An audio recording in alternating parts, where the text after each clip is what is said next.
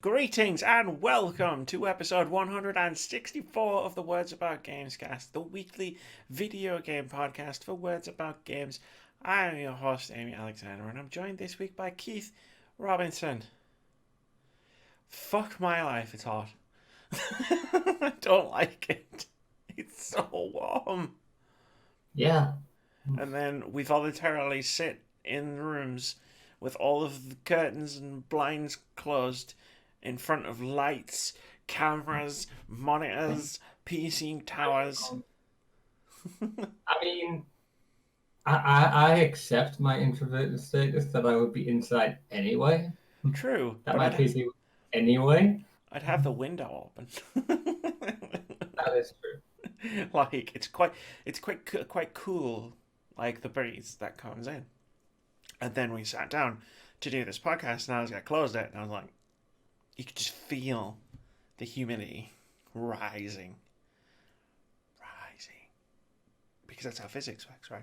Heat rises. How the devil are you, Keith? I'm alright. I'm just wondering why we're asking the devil. How the devil are you? Did I put a comma in there? Oh no, I've summoned him. Ah. I was being tormented by noises I couldn't explain last night, so. Indeed. For a brief time, I was concerned about Patrick's well-being. Patrick's fine.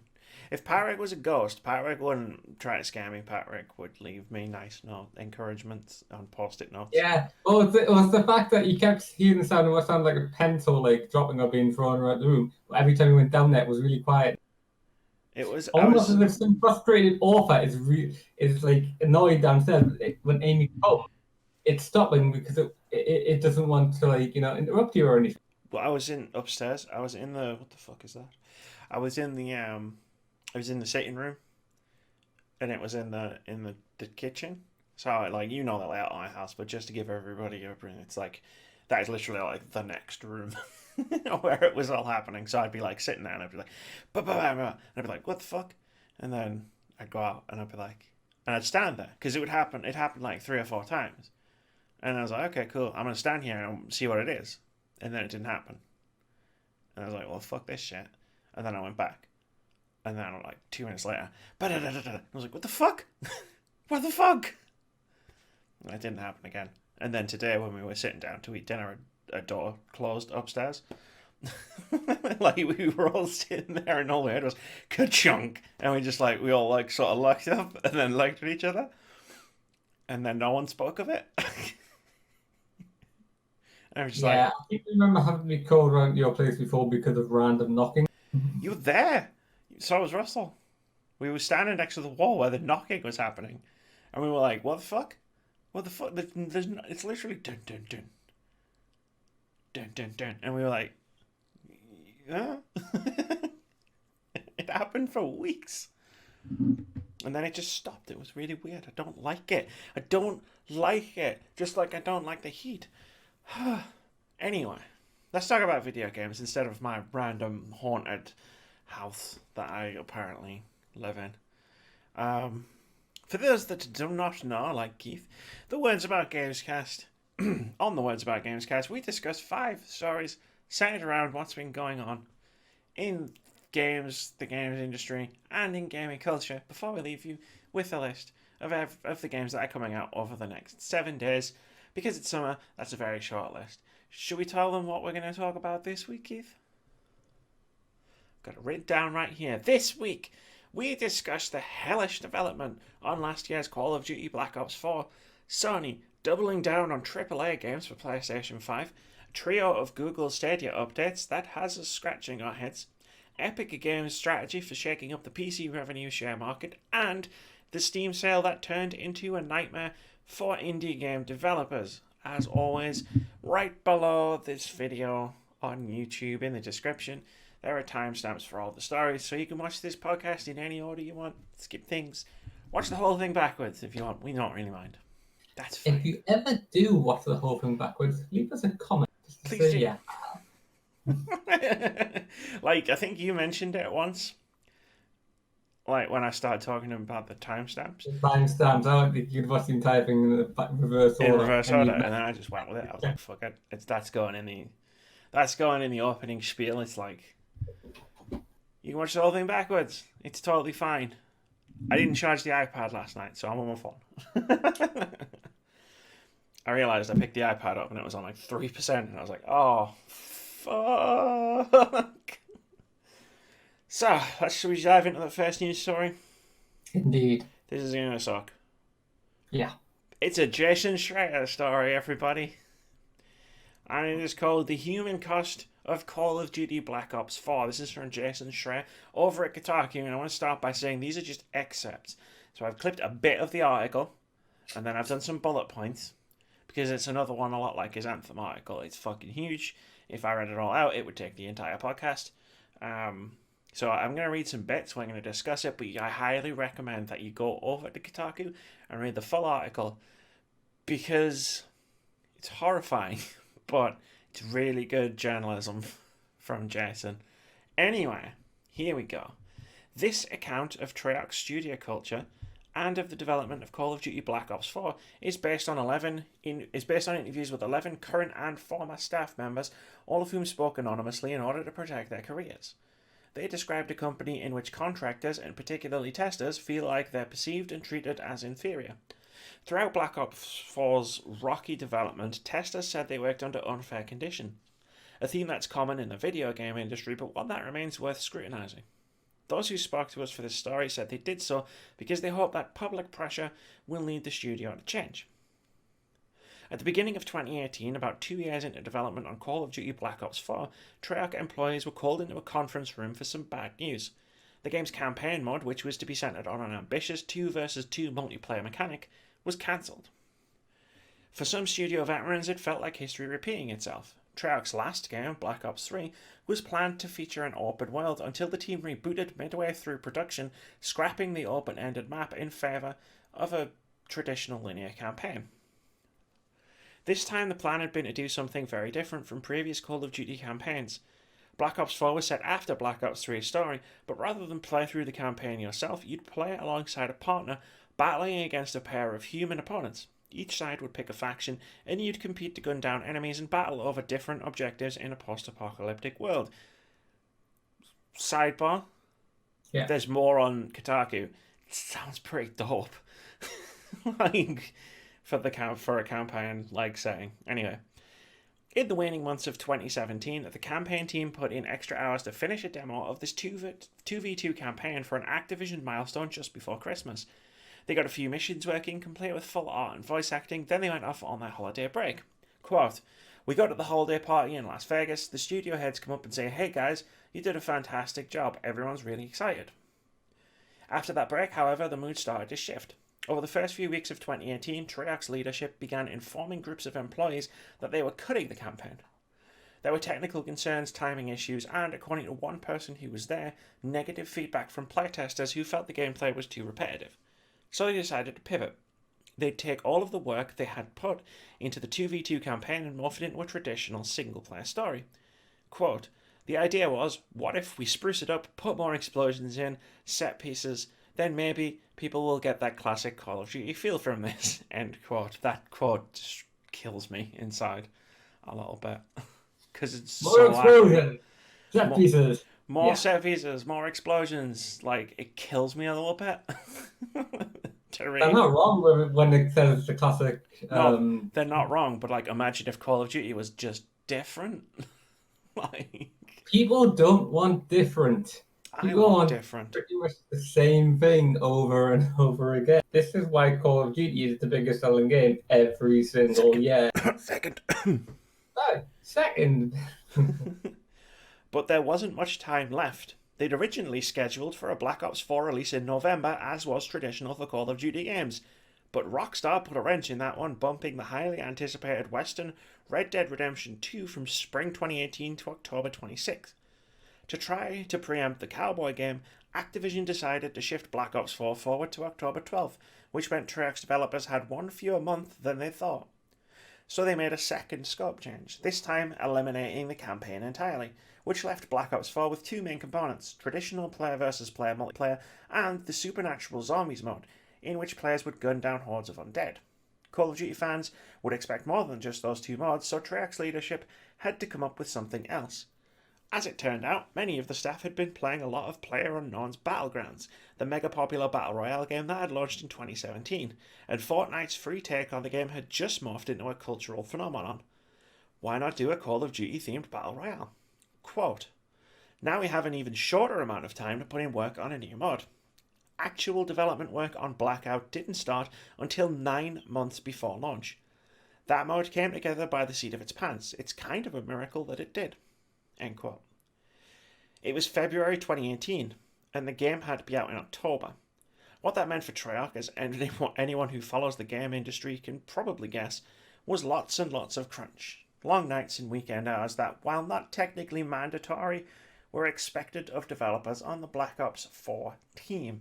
And then, this is literally the opening of the article. It goes in, there's so much more detail. And I made some bullet points. Indeed. What follows is a depressingly familiar account of extremely toxic working environment, it's supposed to say. Summarised in these bullet points, Treyarch employees spent most of 2018 in crunch. One dev estimated that they'd work 64 hours per week minimum Monday to Sunday. Pay is so abysmal at the studio. Pay is abysmal at the studio. Quote, despite the fact that they had helped make one of the most lucrative video game series on the planet, some devs had second jobs just to be able to survive. And remember, this is from the studio that posted record revenue in 2018. Sources describe colleagues sleeping at the office, drinking to cope with the excessive hours, panic attacks, burnout, disassociation, and losing all passion for making games. Quote from a developer, sometimes we were pushing updates twice in a week, which is absurd. That is absurd. As Black Ops 4 was live, it progressively got more broken and buggier, not because the developers didn't know what the problem was, but because they didn't have time to fix it. This is where it gets really nasty. Post-launch, QA testers were hit with some absurd working conditions. They split into two 12-hour shifts, 10 a.m. to 10 p.m. and then 10 p.m. to 10 a.m. At night, the office aircon would be turned off and the temperatures outside were hitting 90 degrees Fahrenheit. Indoors with all the computers running, who knows how hot it would get. They were told the AC was broken even though it worked fine during the day. It took 2 months before they started leaving the AC running overnight, and even sometimes they'd forget. QA testers work on a different floor, told to park away from the main parking lot. They have mandated unpaid break times instead of breaking whenever they want. They're not included in company health surveys. They're not invited to all hands meetings. And, this is mental, they found out about the new Treyarch developed Call of Duty 2020 game from the Kotaku article. Testers are told they're not allowed to talk to developers at Treyarch and vice versa. Quote, when I started, I was told explicitly not to interact with members of QA, but instead go directly to the QA leads for any questions that I may have, end quote. And just before we start discussing this monstrosity of a situation, the fucking kicker, Call of Duty in 2020 will be developed by Treyarch, and it'll probably be Black Ops 5. Instead of Sledgehammer Games and Raven, a decision that was only made seemingly earlier this year. They've been given 2 years to make it rather than 3. It sure seems like the above problems are only going to get worse for Treyarch employees and not better. Keith, I've spoken. You speak. Yeah, just a side note there. I looked up 90 degrees Fahrenheit is 32.2 recurring Celsius. So Amy and I were pretty much dying yesterday when we got to the mid mid 20s. Yeah, and we are 20, Northern English, 23. To, yeah, it was meant to be around 22. I don't know what actually got there, but yeah. So if that's outside, and then you've got a massive load of servers and stuff, and you sit next to a computer for 12-hour shifts. I mean, it didn't put it in there, but it's in the story. Like, you're sitting in these areas, which were designed for 6 people, and there's 10 of you, and you're just testing on consoles and PCs that are all running. It's just, and they're like, oh, it's broken. Well, it works fine during the day. It just turns off at night. It took them 2 months to get it so that they would turn it on Also, And they would just sometimes leave it turned on. Because there's people in there. Jesus. Fuck. But yes. So is there anything that stands out to you apart from the well, sweatshop conditions? I looked at the hours and like, oh, the amount of hours they're working here. It's not as bad as what we saw for Rocksteady and stuff when it came to Red Rockstar. Dead. I mean, I Rockstar. have I don't know like why. I normally would just leave it, but it's like yeah, with the nature of what we're talking about, yeah, I thought you better Yeah, correct it. like what Rockstar did, and then it was like some of us had to get second jobs. I'm like, Yeah, what is your hourly wage that you're working 64 hours a week?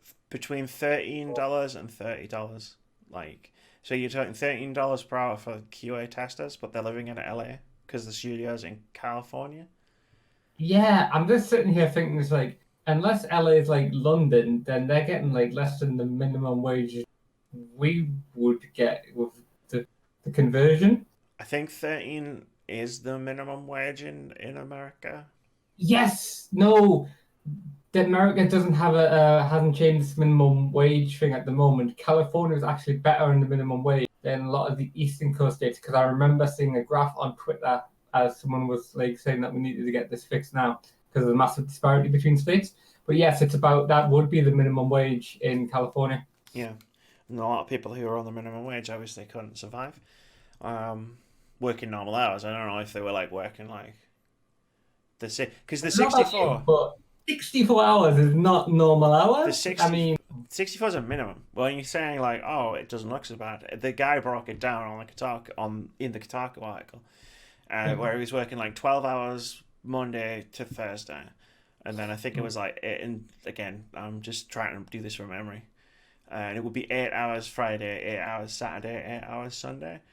But if you needed to, if there was like extra work that you needed doing, because again, they were making an entirely new battle royale mode in less than 9 months. Like he would work the 12 hours on the Friday and potentially even 12 hours on the Saturday, and that's fucking fucked. And let's not yeah. forget there was a beta for this game months before it came out. I remember it. I streamed it. I played it. It was what convinced me to actually think, oh, Call of Duty might be pretty good this year. And I'm pretty sure that happened in like the game came out in October, and I'm pretty sure that happened like July, August time. So like 9 months to get it finished, but 7-ish months, maybe 6, for this beta that happened. Like, how? What? We can't. We kind of speculated on this when we heard about the campaign. They were doing a campaign and they got cancelled, and then Yeah. we speculated on like, well, when and how long did they have to make Blackout? 9 months, as it turns out. We did speculate that they'd been working on the campaign and Blackout kind of at the same time, but apparently not. No, like I think we said it sounded like, and it literally what happened was it was like, oh, battle royale's popular. Let's do one of them. Yeah, everyone did. Yeah. The next one's auto chess, I guess. But nah, man, it's crazy. You're like, oh, we'll just do an entire mod from scratch in 9 hours, in 9 months. Like, there's so much in here that makes me angry. But it's the same thing we've seen for like 9 months. It is this story really, isn't it? The floodgates opened last year. Yeah. Was it Rockstar was the first? Was Rockstar the one that kicked this all off? I can't remember who kicked it off, but I have a good feeling there was something before Rockstar because we had the reaction to the guy saying, "Oh, we're working like 100-day weeks," and I'm sure we discussed it before on the podcast. That would be impressive. Sorry, 100-day weeks, you said. 100-hour weeks. Sorry. Like, We Jesus. invented a time machine. We're basically just looping everyone's lives. No, they've got like, it's like Dragon Ball. They've got the hyperbolic time chamber. Yeah. I had to pause because when that happened yesterday, the internet went funny. The Yeah, there might have been another one, but it's like the floodgates have opened, right? Like, We've heard about this from everything. There was one developer in Jason's article who said, like, when he got contacted by Jason Schreier, it was like, he literally said, I was expecting you to contact me because I read your Anthem article and it sounded really familiar. And in the Anthem article, I think I remember us talking about it, where they were saying, like, where someone said, like, oh, I was reading about this other thing, about one of the other stories that you did. And I was like, you could just change the name of the game to Anthem and it would be exactly the same. And it's like, Yeah. fuck. Fucking Jesus. I mean, the crunch is a real thing. It's on urban.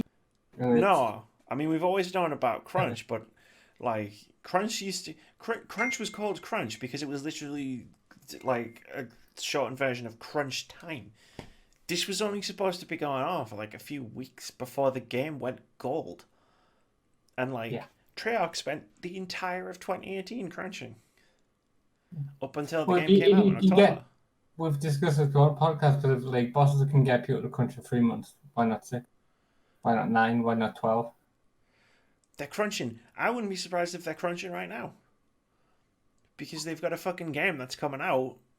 And they've got 2/3 of the time to make the game that they were supposed to. They know they've just come off the back of another game where they had multiple different changes of direction during it. So they've got to plan in emergency cases for if that happens. I mean, what happens if they don't like the campaign again?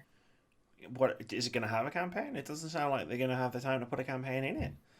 Like, how would you have the time? Like, they're going to have to basically like take Black Ops 4 and basically make Black Ops 4.5. Like, otherwise people are going to die making this game.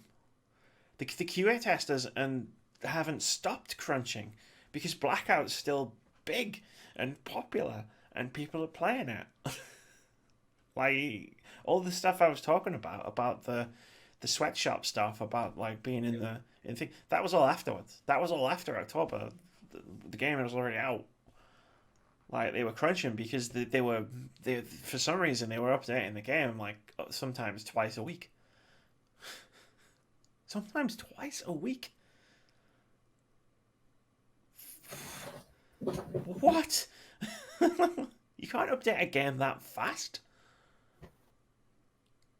I'm so glad that we're finally talking about this as like an industry, as like a collective, like unit of like people talking about it, because like hopefully that means we can action some real change eventually. Well, sadly, most people who don't like pay that much attention to the games, what happens after it, which is 90% or more than 90% of the gamers won't actually hear about this and don't generally care. Luckily, it doesn't take 90% of gamers to cause a fuss to have things like change direction. Yeah. I mean, let's look at loot boxes. Like, I can probably pick 5 people out of the people I know who play games and just be like, they would have no idea anything that went down with EA and Star Wars Battlefront 2. Mm-hmm. And they still had to turn the fuckers off. And they were just in front of the friggin' House of Parliament like last week, comparing them to Kinder Eggs. But yeah, I've seen many images of that. Still not over it. But anyway, Call of Duty. Like, I mean, the only way this ends positively for like all development teams, like for all the developers everywhere, is to unionize, and it's being talked about finally, like as a thing to hopefully actually happen within the next few years. We've seen the Riot Games walkouts. We've seen Game Workers. Is it Game Workers Unite? I can't remember the name of it off the top of my head. It's like 100 degrees in here. And well, we've seen them and they're talking, and they've opened a UK-based chapter very recently. So, you know, it'll be nice if we can put an end to this. There are certain developers who literally are coming out and just basically not. They're just like, Destiny 2 is the one that happened recently, where Bungie were delaying a fix to something in the game. Mm-hmm. Because, you know, like they didn't want to crunch on it to like have that like happen. And Yeah. Apex Legends is another one where it's like the updates are really slow compared to Fortnite and all these other things, and it's because the respawn on crunching every fucking day of the week to make weekly updates. It's like, cool, good, keep that up, make your battle pass a little bit better, and you're on a winner. But I'm like, there's a part of me that wants to come into this and just be like, I'm sick of talking about this, because every other week, like, we talk about the massive problems of one game or another game, but I'm never gonna stop talking about it. And like, whenever it comes up, like, highlighting it and shining a spotlight on it, because like, these things deserve to be talked about. And like, it makes me uncomfortable thinking about all of the time I played Black Ops 4 last year, beginning of this year, probably before Apex came out. And it's like, yeah, I put a lot of hours into that game. I had no idea that.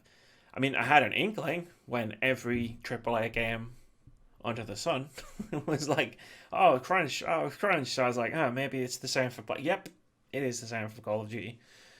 But I can live with that.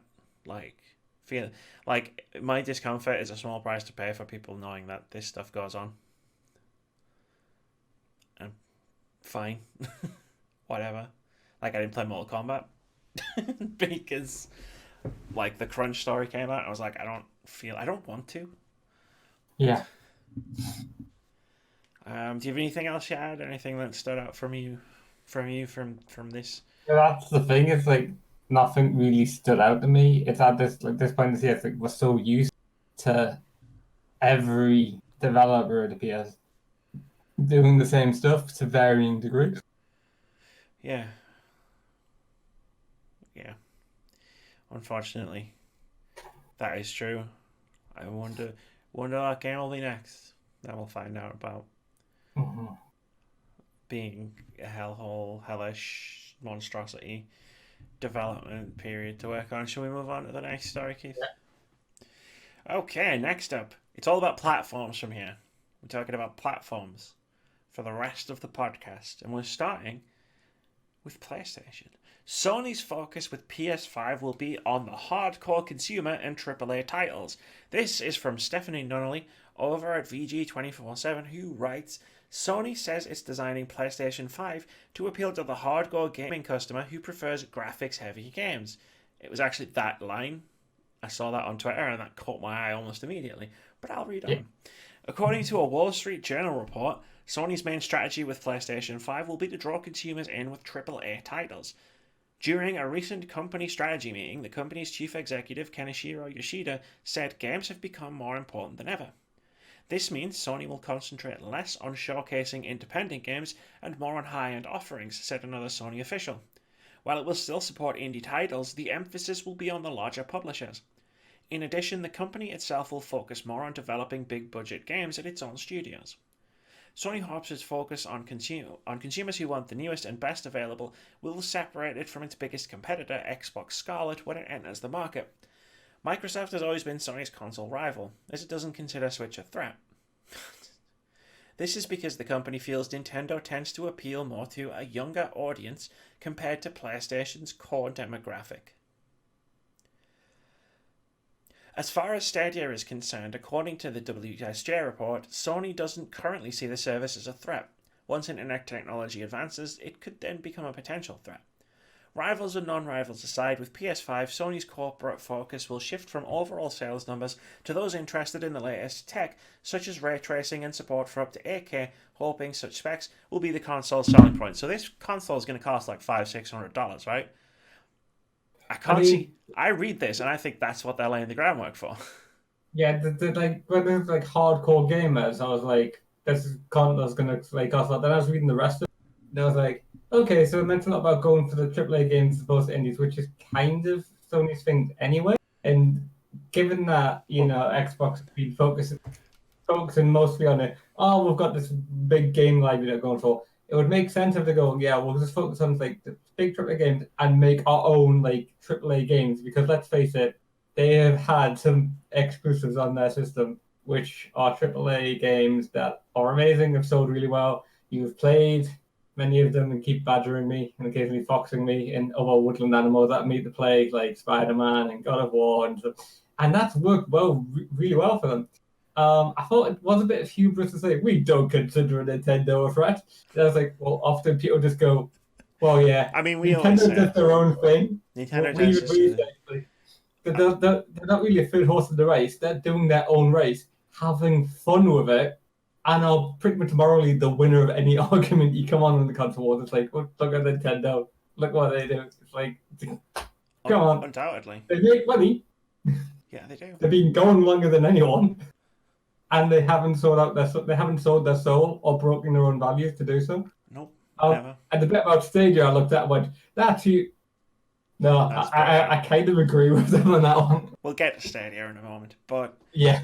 We're gonna get to Stadia, but the Nintendo one just pissed me off. I laughed when they were like, "We don't consider Nintendo a threat." I was like, "Mate, if I was in that room with Kenshiro Yoshida, I'd have been like, mate, you realize that by the end of this generation, Switch is going to be the best-selling console.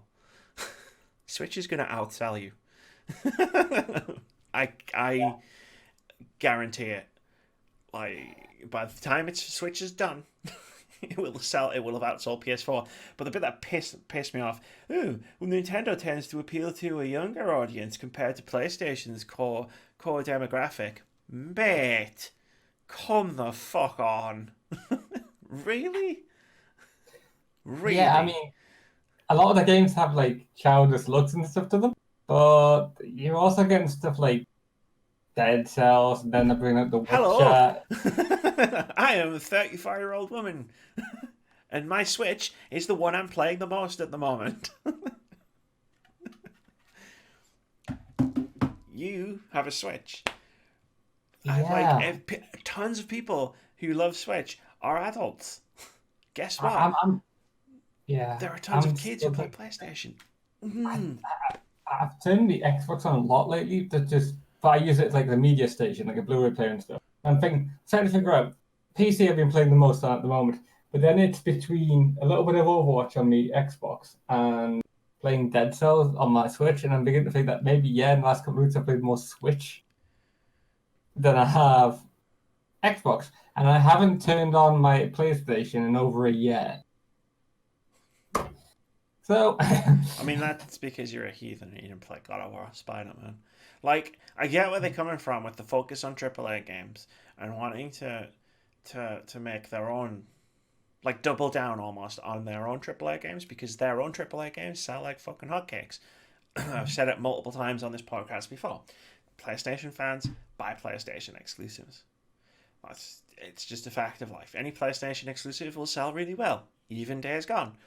And we were just talking about it last week. But to just lead the conversation in the way that they did, which was, we're not going to showcase as many indie titles. That's a bad idea. Do you know who tried that move in 2013? Microsoft. Microsoft tried that. In fact, one of the components of Microsoft's resurgence, not necessarily in sales so much as in like public perception, like there's multiple components to it, but one of them is they have a lot of diverse games tied to their platform, and that comes from indie games like Blair Witch and 12 Minutes, and ones that are actually out, which I'm blanking on right now because I'm really warm, and my brain's melting. I mean, part of me thinks that Sony won't do the thing of announcing a load of games to their platform and then cancelling, but Scalebound. I mean, Scalebound, Fable Legends, Project Phantom Dust. No, is it Phantom Dust? It's like, I miss those games, like especially Scalebound. But at the end of the day, like Microsoft have made such great moves in the past 3 years that I find it hard to be pissed. Yeah, they're riding like a high wave and stuff, and some of this is really understandable what they're saying, because when you look at it, it's like, that's how it'd be threat, but they've got to make sure that they don't get too cocky. We were talking about this after E3 last year, weren't we? I said it's talking about it for like 2 years, Amy. Let's not. No, I'm sure it was after an E3. It might have been the one before last year, or it might have been last year. It was when the Fortnite thing crossplayer kicked off. That's why it Yeah. makes me think it was last year, because I remember saying like it feels like the PlayStation. It felt like they were reverting back to being the PlayStation of like That was the on end of the PS3. PS2 area, the one that came out and said, "Oh, PS3 is going to be $599," and didn't understand why that didn't go down well. Yeah. And then I read the last line of this story. you know, Sony's corporate focus will shift from overall sales numbers to those interested in the latest tech such as ray tracing and support for 8K, hoping such specs will be the console's selling point. It's the part where they're saying they're shifting focus from overall sales numbers. As if they know Yeah. they're not going to sell as much as fast as they did the PS4. And Yeah. It did seem an odd thing to say, but they want to be seen as elite. the elite console, ironically. The like top tier console. That's not. We've been down this road before, PlayStation. Don't go down it again. Yeah. I mean, there was a thing about backwards compatibility, like with the games and stuff. So it's like, oh yeah, it's like you play different games and like on this console, like there won't be this sudden switch and stuff. But I'm just thinking, it's like Well, there never is they really. have some really expensive PlayStation 5. People are going to hang on the PlayStation 4 for longer. Is their plan to have PS4 keep running for a couple of years? Well, I think they mentioned that all the games that they've shown thus far will definitely still be on PS4 because Yeah. there's a lot of people think based on the demo that was shown at E3 last year, Ghost of Tsushima is definitely a PS5 game, and yeah, I see it in what we saw. Like that did look like it was either pushing the PS4 to its limits or it's a PS5 game. So I imagine like there'll be a grace period where, because backwards compatibility is a lot more of a topic or an issue as it was when they launched the Xbox One and the PS4. Like Xbox One, Project Scarlet's just going to be part of the family. Like they'll release Halo Infinite, and it's still going to work on my Xbox and your Xbox. Like we're still going to be able to play it. Yeah. We might just not have all of the fidelities, frame rates we've never seen before. Yeah. But now, like, one. It's good news, everybody. Halo Infinite's a slideshow. It's like we only have two modes like on the Xbox Scarlet. One frame and one frame. What is it's like no, 1 frame per second or all frames per second? Or all frames simultaneously. It's like the scene from 2001. Fuck. Or Thor Ragnarok where he's going through the chair like, ah. Yeah, it's like the metaphor is like, you mean that was the intro trailer? My brain's trying to catch you up. It's like nose bleeding. My eyes. Yeah, like I just feel like they're trying to lay the groundwork to make for PS to basically be saying like PS5 is gonna be expensive. Well, you know it's going to be expensive since actually knows what's going to be in it. I was a little worried when the Xbox came out and said stuff about ray tracing as well. See, they talked about ray tracing and they talked about 8K. I think 8K support is just going to be a standard feature for anything going forward. Like, the games consoles do tend to have a habit of future-proofing in these regards somewhat. Yeah. Like, we're not going to... No one's... 20 people in the world are going to be playing games in 8K. Like, when these consoles launch. But, eventually, we'll see 8K TVs into the market, into the consumer market. Xbox, the way Xbox have been talking about it, and I'm not 100% letting them off the leash, I will still be keeping an eye on the price of the next box that they're going to make. But the way they've been talking about it is different. In terms of PS5 are like, we want to be the number one, like, oh, we're not going to focus on sales numbers, whereas Xbox have kind of been come out and saying, it's not about the box, and it's about getting as many people into the service as possible, whether that's on the Xbox One X, the Xbox One S, on PC, on Scarlet, on the digital one, which still had one of the best trailers I've ever seen this year. Wait, I've got it. And then they just click the thing and the disk drive disappears. Do that again. I need to find that trailer and make you watch it. It was awesome. But yeah, I'm worried about how much this next PlayStation is going to cost. Like, for reference, the PS4 costs £349 at launch. I will be shocked if the PS5 is that cheap, based on everything they've said and what we know is in it. Let's pivot to another platform, shall we? Indeed. Let's pivot to digital, Keith. Let's pivot to digital. That's a thing. We've got 3, count them, 3 updates on Google Stadia. Each one more confusing than the last. I do remember you saying the initial announcement for Google Stadia was a tad confusing about what you actually... Watching the thing, it was very confusing. I think it even mentions it in one of these articles. So the first article, game prices on Stadia will probably be the same as everywhere else. This is from Andy Chalk over at PC Gamer, who writes, Google Stadia's pricing is still a little opaque. Yeah, it's this one. Stadia Pro will launch with a $10 monthly subscription fee supporting 4K at 60 FPS with 5.1 audio, if your pipe can support it. A free Stadia base option restricted to 1080p and stereo sound is expected to go live in 2020. Didn't know that part. The subscription plan will also grant you access to a selection of free games. The base plan will not. And in both cases, you'll also have the option to buy games outright. For the base plan, obviously, you'd have to.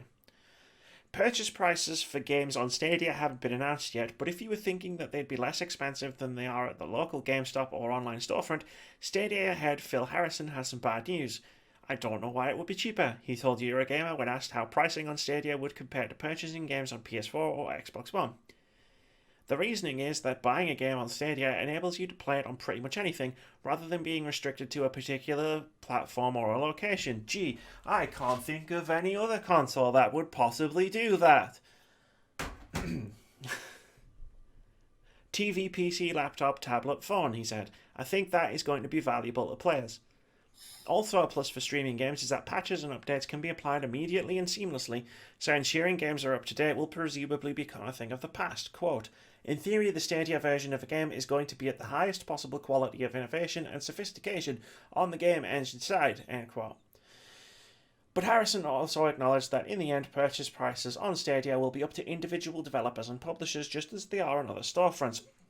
Quote, so it's a bit difficult for me to say what the prices will be right now, despite the fact that I just did. But we're obviously going to be very aware of prevailing prices in the marketplace, end quote. Regardless of the reason, the lack of concrete pricing strategy opens the door to all kinds of confusion at this point and a potential backlash. Stadia is sometimes equated to a video game version of Netflix, but with Netflix, you pay your money and you watch your stuff. Having to pony up full retail for Destiny 3 or the next Call of Duty on top of your monthly Stadia bill runs completely contrary to that concept. But Harrison apparently doesn't see that as an issue, saying that the industry as a whole is moving away from an ownership consumption model. Quote, not every developer and publisher is ready to move to subscription yet. Frankly, not every gamer is ready to move to a subscription yet. So we wanted to give gamers a choice so they could engage in the games they wanted in the way they wanted. And in all cases, without the very high upfront cost of buying a sophisticated device to put under the TV or on their desk. No, just $120 for a controller and a fucking Chromecast, you dick. Yeah. I would say the statement does not fill me with confidence about Stadia. I've always thought that their idea for the Stadia was overly optimistic. I mean, what they've just said there kills it for me. Like, if I had any interest in Stadia, it's dead. And here's why. People who don't live in the UK and probably the rest of Europe, we're not like America. Our physical games are cheaper than our digital games. We can buy a game from Amazon cheaper than we can buy it from the PlayStation Store. Yeah. So if the Google Stadia prices are the same as the digital prices everywhere else, we can still buy a game cheaper from the Amazon. I was going to say the Amazon store, but doesn't make sense. Yeah, we can get our physical games cheaper than we can get the digital ones, which is always seemed a bit weird. To play in full HD, I've got to pay them £10 a month anyway.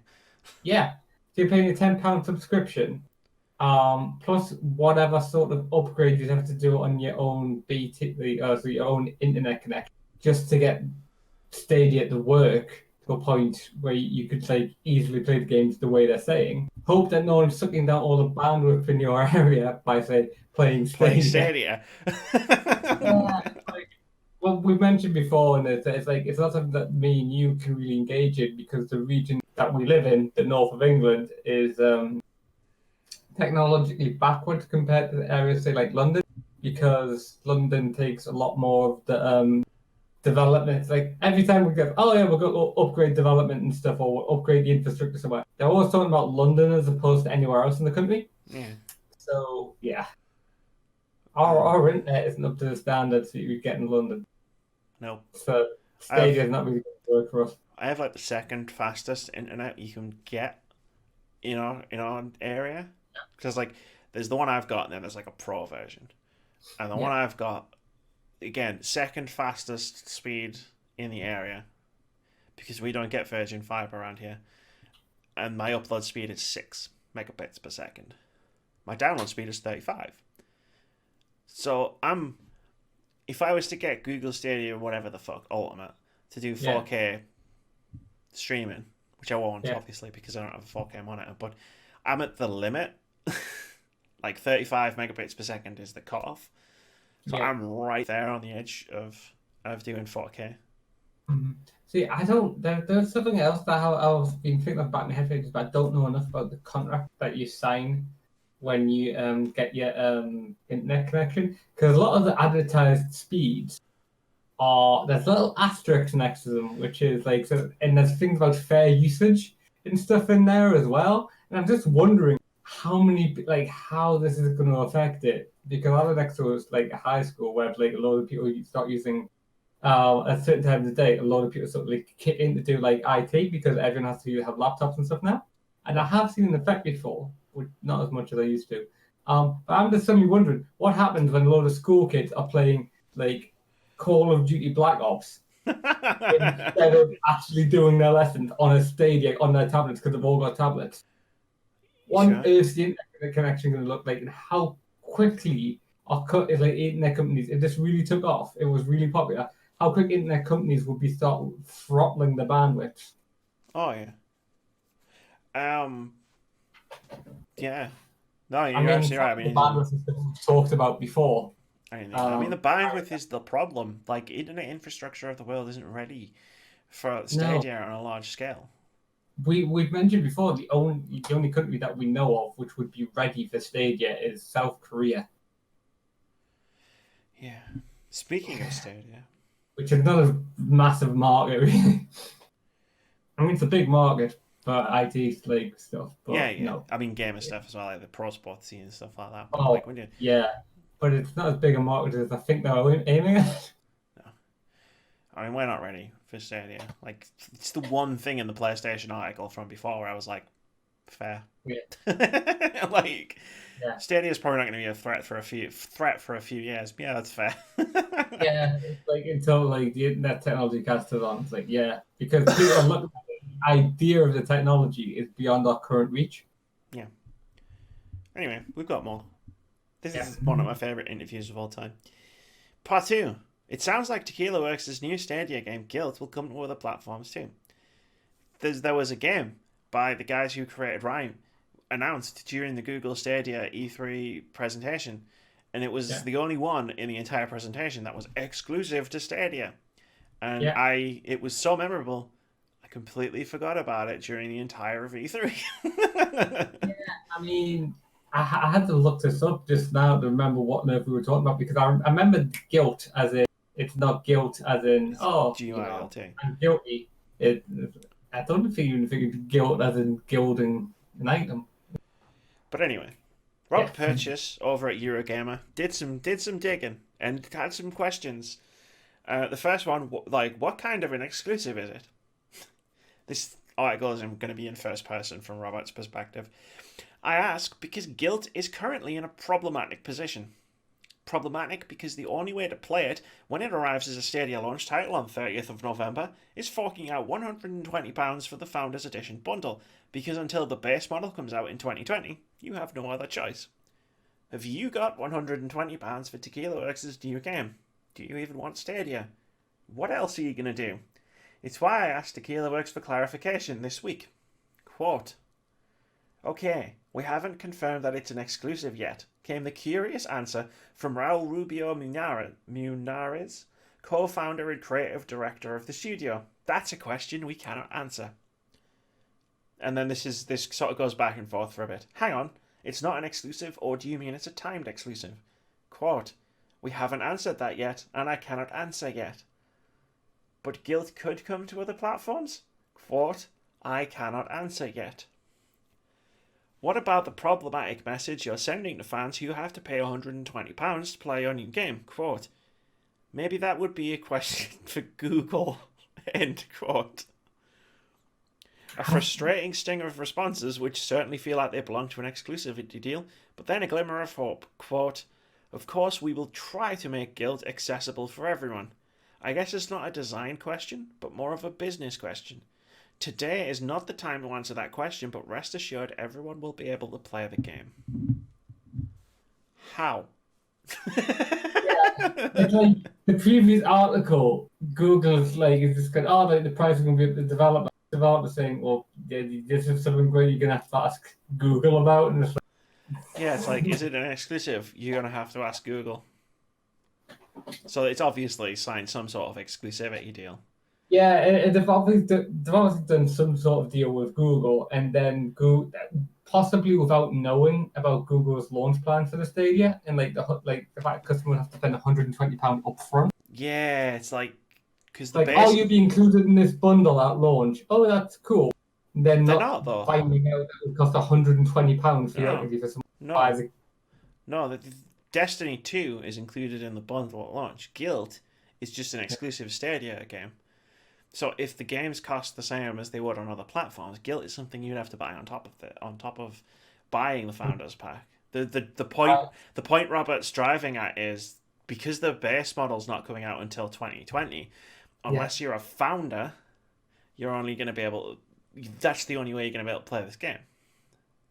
And if you're a founder and you've spent £120, and I mean no disrespect to Tequila Works, I fucking love them, but if you're a founder and you've just spent £120 on Chromecast Ultra and the Google Stadia thing and the controller and the 4K 60 frames per second, and you've got options like Destiny 2 and Ghost Recon and Call of Duty and Doom, are you going to play Guild?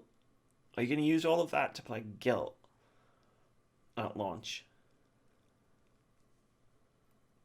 Well, maybe if you can't find any matches in any of the other games that you Destiny mentioned. 2, because it's a closed infrastructure. Yeah. Because you'll only be able to play Destiny 2 with other Stadia users. Yeah. What? I mean, I hope it's not a Google Stadia exclusive, because if Google suddenly pulls access to this, gets the Stadia, because it doesn't fly, that means that this game Guild's dead. Yeah. Well, I mentioned this. I was worried about this. Like, Baldur's Gate came out pretty quick and said, we're not exclusive, we're coming to Steam, don't worry. Yeah. Like, the fact that they had to put out a statement should tell you everything you need to know about Stadia in the first place. Like, the tone of the statement was, don't worry, you'll still be able to play this. Yeah. But, like, I was, like, the Stadia is obviously going to have its own exclusives, because they've got their development studios. You know, they're being headed, their studio, their own internal studio being headed by Jade Raymond. It's going to make their own games. But if they started signing other exclusives, like Epic's been doing, that's massive, because they're going to put all these games behind the Stadia like thing. And it's not a case, like, we'll probably get into Epic again soon, like shortly, but like with Epic Games, with Epic Games, I don't see a problem, because all I have to do is download Epic Games onto my computer, and then I can play whatever games I buy on Epic, right? That's fine. Stadia is an entirely different beast. If I don't have the internet connection to run Stadia, I can't play the games that are exclusive to it. regardless of whether I spend £120 on the Ultimate or the Founders package or not. Like, for if my internet was worse, no offense, Keith, but if my internet was your internet, Guilt wasn't exclusive, or like other games were exclusives, I wouldn't be able to play them. It's as simple as that. Speaking of those Founders, because they're in for it, Part 2B, or not to be, as Keith pointed out in our show notes, I've copy pasted the Part 2 and forgot to change it to a 3. To be or not to be? What is the question? Because I copied. The problem is I didn't put the new headline in either. Basically, Google Stadia will not have a beta. This is from Daniel Neild over at Tech Radar, who writes, the November launch for Google Stadia is approaching fast, and you can already pre-order access to the cloud gaming service. We're in a situation where you can pre-order access to a cloud gaming service. But you won't be able to sign up for a beta test, because there isn't going to be one. Speaking to Games Radar Plus, Google's Vice President and Head of Stadia, Phil Harrison, ruled out the possibility of launching a beta version of the service beyond the project stream tests that have already happened. Quote, we are not going to do another test in the UK or Europe. If we had time, we probably would have done so, but we don't need to, end quote. In other words, you won't be able to try before you buy. You'll just have to trust that Stadia is going to work on your internet connection and hardware when you stump the cash up. There is at least a free tier to take advantage of after the initial purchase of the controller and Chromecast, but the free tier doesn't come out until 2020. Keith's dead. This has killed Keith. So I'll just lay in the first problem I see with this, in that that 120. I was trying to leave the room. Hello. The founders who are paying £120 to get Stadia early. Guess what, guys? You just paid for a beta test. Because that's what the Founders Pack now is. It's the beta test. The word was like, oh, we don't have time to do a beta test, but we don't need one. One. This will work perfectly, just like any other online service or game that has been released in the last 5 years. What? Is it me, or is their service just going to crash? This is going to be a disaster. At launch, this is going to be a disaster for many reasons. One, the servers are going to overload. Two, that there are going to be features that are going to have bugs and they're not going to work. Yeah. And three, there are going to be so many people who are going to buy this before they've had a chance to try it, and it's not going to work the way they wanted it to. Yeah. There's only people like the connections doesn't work the way it should do. That there's they don't have the power. Their internet company throttles them at certain times, and they're not aware of it, because there's the way you how much data you get every second through your computer is not really static, and most of the time you're not using it, and it goes up and down. But if you're getting these high games and you're hours a night, it's going to be up all the time. The internet company is going to if Stadia launches and is a success next year, we're all looking at getting either having to do the price of the internet is either going to go up, everyone's internet, or they're going to start doing that whole you have to pay for game streaming services through internet provider and then Stadia, because they won't give you the bandwidth all the time. Tier. Yeah. Which, to be fair, Virgin Means there are 2 gamer tiers in this country. They're not going to do a beta test. That is mind blown. Yeah. I don't understand what they're thinking. Project Stream was a great success. Not that many people tried Project Stream. If you're going to have a thing that goes to market and a ton of people will buy it, it's going to break. That's just a fact of online infrastructure. EA. Just look at EA, who had the staggered chart thing for Anthem, and the server still couldn't quite handle what was going on in there.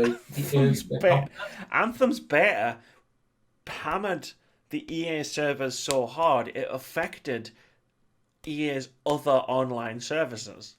Yeah. Apex and FIFA, I remember reading about it. Apex, Battlefield, and FIFA had trouble. if that happens to Google, how many billions are going to be wiped off their share prices if suddenly the Google search engine starts acting weird because their servers are taking a hit? Well, this is what it happened. YouTube went funny just before the press cut, just before like the week before the Stadia Direct. Like YouTube and all the other Google services went a bit weird, and everyone assumed it was because they were doing some sort of internal Stadia test. Because everyone thought there was going to be a beta announced, which would come out pretty much with the like at the end of the presentation. But now it turns out they're not going to do a beta. Fucking lunatics. They're fucking lunatics. This is like Google Stadia might be a part of the gaming future and it might be a big deal, but in November, it's not gonna go well. In November, it's just not. If they're not gonna test this on a large scale, because they did Assassin's Creed Odyssey and it turned out really well. Cool. Assassin's Creed Odyssey isn't Call of Duty. Like it's a Assassin's Creed Odyssey isn't multiple games being run at 4K. Like if they're even a little bit off on their like projections of what bandwidth people need,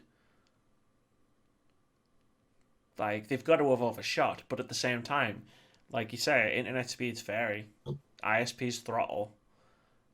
Like if everybody in on connected to my box in my street suddenly started trying to play a Stadia, my internet would go slow, and so would all of this.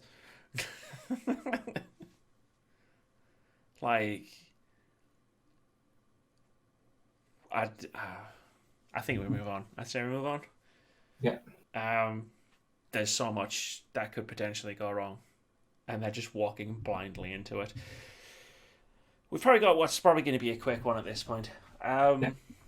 Epic Games CEO says exclusives are the only strategy to shake up PC gaming status quo. This is from Austin Goslin over at Polygon. He writes, in a recent Twitter thread, which originated from a tweet by Todd Sweeney, I think that's his name, about GOG's goal of connecting all of the various PC launches together, fans brought their criticism of Epic Games' exclusivity choice directly to Sweeney.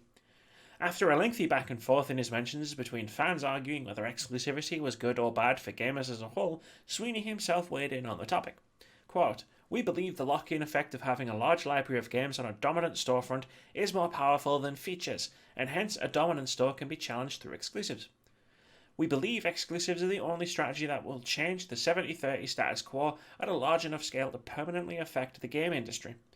The 30% store tax usually exceeds the entire profits of the developer who built the game that's sold. This is a disastrous situation for developers and publishers alike, so I believe the strategy of exclusives is proportionate to the problem. If the Epic strategy either succeeds in building a second major storefront for PC games with an 88-12 revenue split, or even just leads other stores to significantly improve their terms, the result will be a major wave of reinvestment in game development and a lowering of costs. End quote. According to Sweeney, he sees the exclusives route as disruptive, but that the ultimate question is whether the solution is proportionate to the problems developers are facing with current profit splits that most storefronts are offering. Quote, we believe the lock-in effect of having a lot... I've already read that. Yeah. They've repeated that in the article. Mm-hmm. Sweeney concludes his tweets by saying, I believe this approach passes the test of ultimately benefiting gamers after game storefronts have rebalanced and developers have reinstated more of their fruits of their labour into creation rather than taxation. Any thoughts on Todd Sweeney saying his bit? He ain't wrong. Developers make more money, then they're going to spend more money on making games. I mean, what's going to get you on the Steam? That it has an exclusive game, or that they have these little cards that you can get from most of their games, which you can collect to make badges. Or you can sell them for pennies. Yeah. Yeah, I mean, yeah. Like, there's achievements. There's tons of stuff Steam does. There's a lot of stuff I wish Steam didn't do. The forums are a fucking nightmare. Yeah. The review system is atrocious. Let's not go on about hating like what Steam does wrong because we'll be here a while for covering stuff we've already covered. Very true. Should we move on to our next story? Yes. Yeah, let's stop hating on Steam and just move on. Valve sorry for Steam summer sale event, which led users to remove games from wish lists. Oh, I see what happened there. This is from Tom Phillips over at Eurogamer, who writes, last week, indie developers and publishers were up in arms at Valve's complicated and poorly explained Steam Summer Sale Grand Prix event, which erroneously encouraged customers to delete games from their Steam wishlists. Valve's Grand Prix is a kind of store-based minigame where customers can win stuff from their wishlist. When entering, Valve encouraged users to take a look at their wishlist and ensure the games they wanted to win were in there. But the mechanics for which games people might win were not well explained. Assuming it would be a random game from their wishlist, people taking part went in and pruned their listings to favour games they'd save the most money getting free, AAA games, which meant clearing out any indie games they may have had their eye on. Delving into the small print, Valve had specified winners would get whichever game was placed at the top of their wishlist for free, so there was no need for anyone to narrow down the potential prize pool. But this detail was buried, something Valve subsequently admitted and apologised for. Last night, I, the article person, was contacted by some of those impacted by the mass wishlist deletions as a growing list of others shared their concerns via Twitter. Quote, losing potentially thousands of wishlists over the course of a 2-week sale would be hugely damaging for many indie devs, who more often than not have spent many hours and good chunks of their marketing budgets building up their wishlists over a period of months/years. End quote. And then there's a second quote. Wishlist numbers are crucial for these devs. Losing huge chunks of their potential customers could be the difference between success and failure for them. End quote. Numerous indie publishers chimed in on social media too, including with this tweet. Hey, at Steam Games. Loads of our indie clients are seeing thousands of wishlist deletions due to the Steam Grand Prix. Any chance you could look into it, especially for small teams, that's a huge hit to take. To be fair to Valve, it was quick to react. A blog post last week confirmed that the company had already improved how the Grand Prix was explained and how fair it was to customers. It also reiterated that there was no need to delist anything from wishlists. Far too late. So we were just talking there about Epic Games, trying to sort of force a better industry standard and a better deal which would primarily benefit indie game developers. Essentially, like an 88-12 revenue split. I mean, it'll benefit AAA publishers for sure. That's why we're seeing companies like Ubisoft put their stuff up on the Epic Games Store. But indie developers will benefit the most from a better revenue split. And then on the other side of the coin, we have Steam. Accidentally, sending thousands upon thousands of people to delete the indie games off of their wish lists. It was an accident. I'm not saying malicious intent. It was definitely an accident. Yeah. Maybe think things through before you publish them.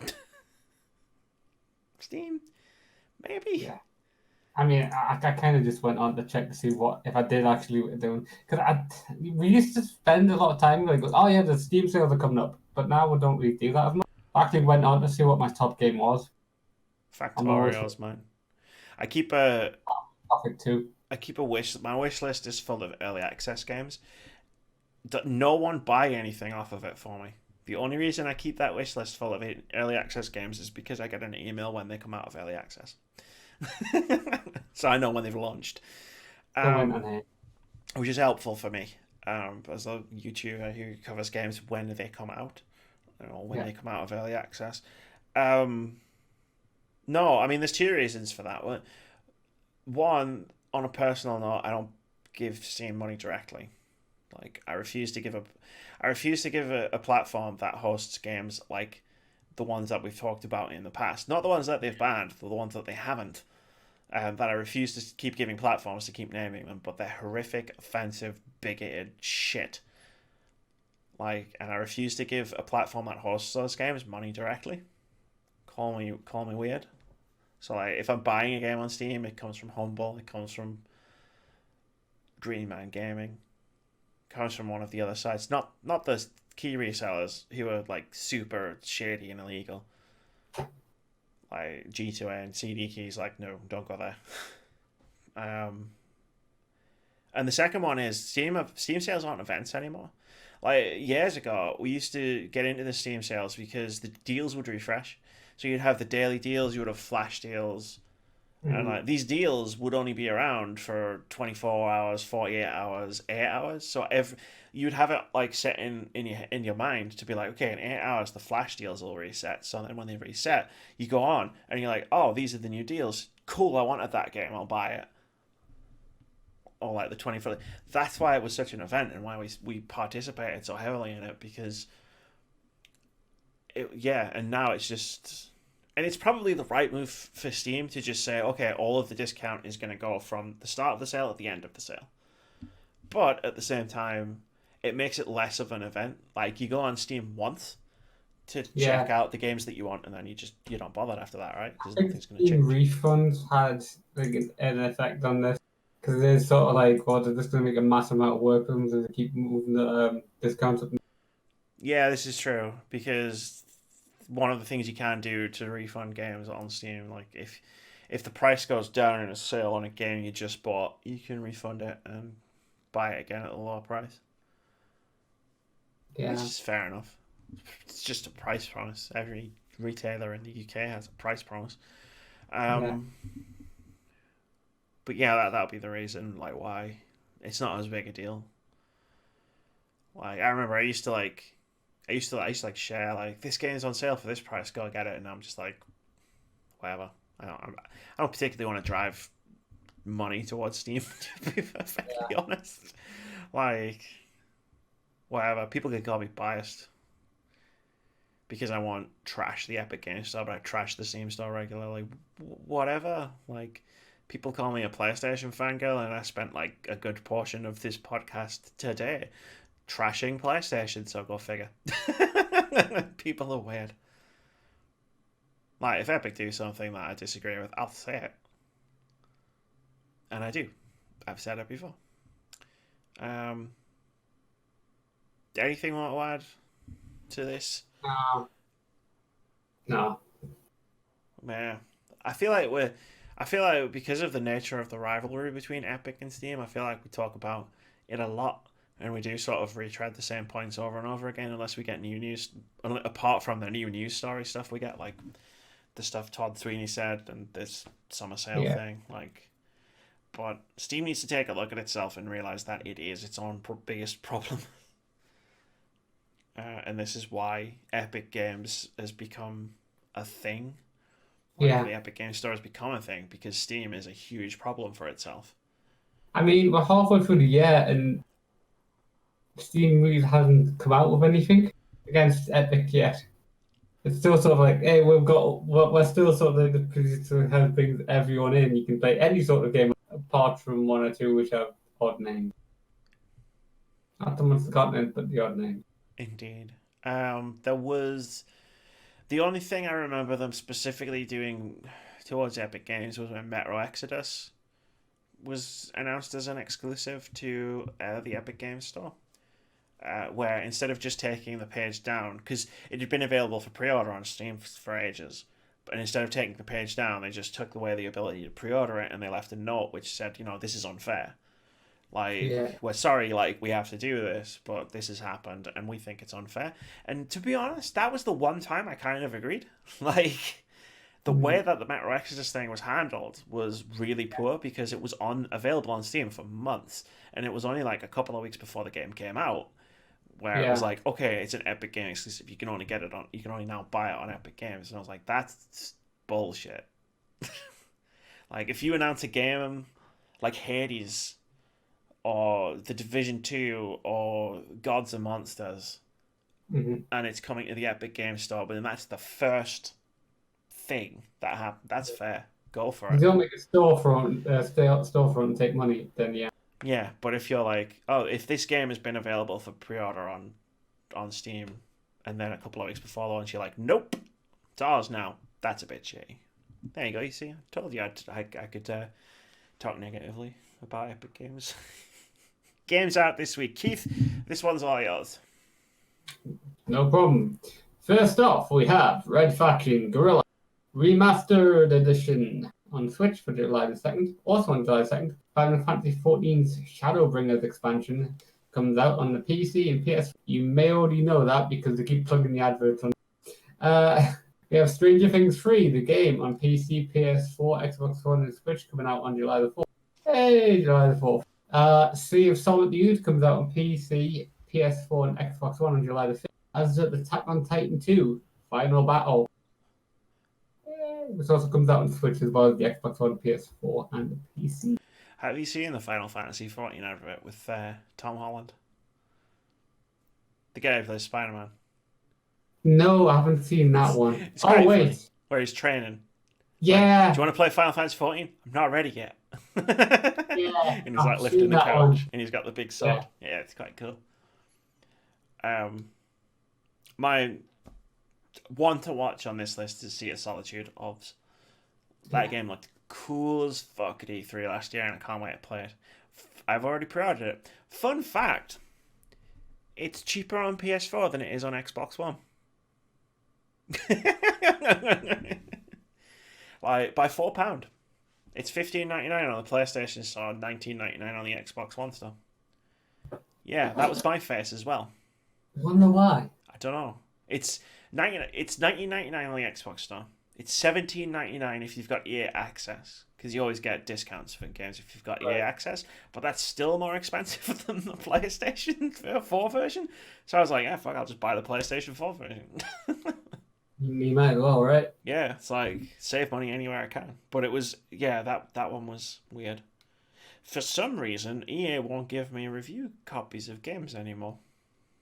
I don't know why. I don't know what I could have possibly have done towards the tail end of 2017 that suddenly saw them stop giving me free games to play for review.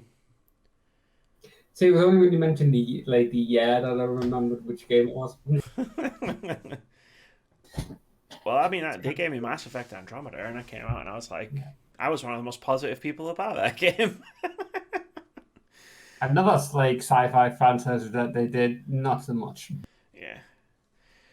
I might try my luck with whatever's coming out at the end of the year. Like when Plants vs Zombies Garden Warfare 3 comes out, I might push my luck and just be like, hey, I'm still on your list.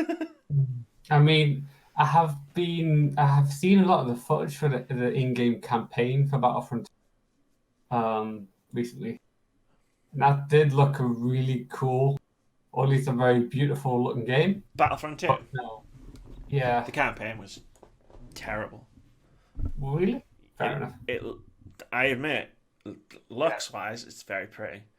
Janina Gavankar, always really cool. Yeah. The campaign itself?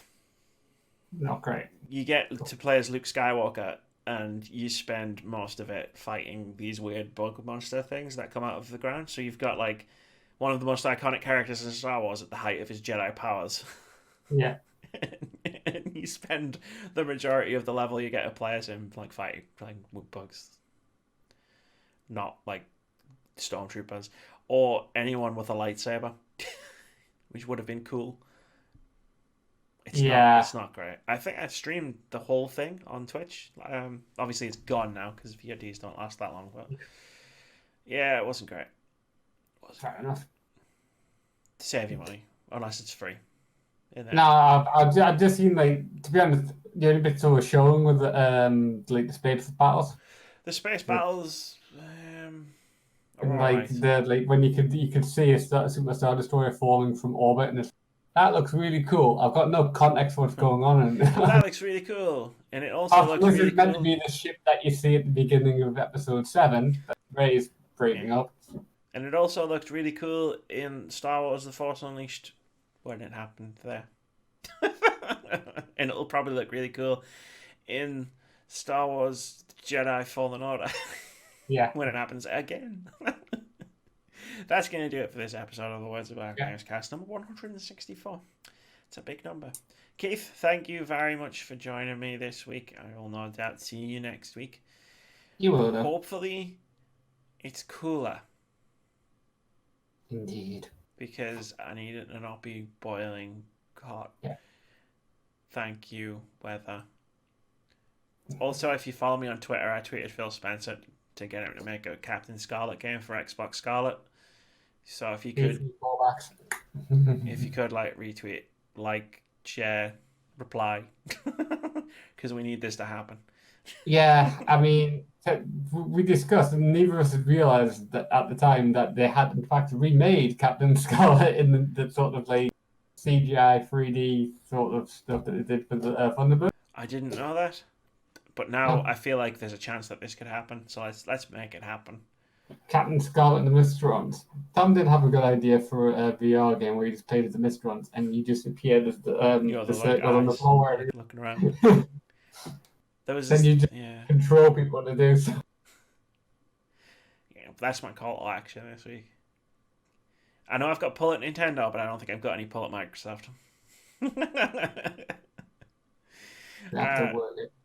Yeah, well, I'm really enjoying Super Mario Maker 2, the game that I tweeted Nintendo of America to make, and then the very next Direct, they were like, here's Super Mario Maker 2.